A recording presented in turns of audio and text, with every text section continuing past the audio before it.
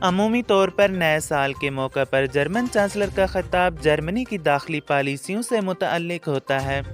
تاہم جرمنی کے نئے چانسلر بین الاقوامی موضوعات پر اپنی رائے جرمن عوام کے سامنے پیش کر رہے ہیں۔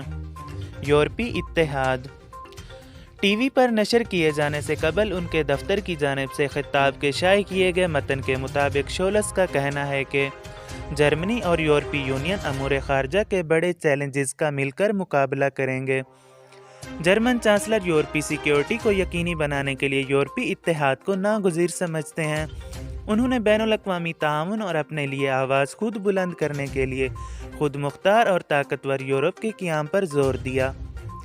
ہمارا مقصد خود مختار اور مضبوط یورپ ہے، ایک ایسا یورپ جو امن، قانون کی عملداری اور جمہوریت جیسی اقدار کے ساتھ وابستہ ہو۔ روس اور یوکرائن کے مابین حالیہ تنازع کے حوالے سے شولز کا کہنا ہے کہ یوکرائن کی علاقائی سالمیت کا ہر حال میں احترام کرنا ہوگا، سرحدوں کے احترام پر کوئی سمجھوتا نہیں ہوگا۔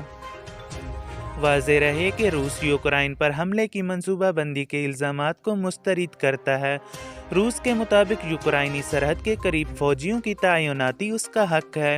اس حوالے سے مغربی ممالک کے خدشات پر اپنی رائے دیتے ہوئے شولز کہتے ہیں، ہم امن کو یقینی بنانے کے لیے اپنے ٹرانس اٹلانٹک اتحادیوں کے ساتھ مل کر کام کرتے رہیں گے۔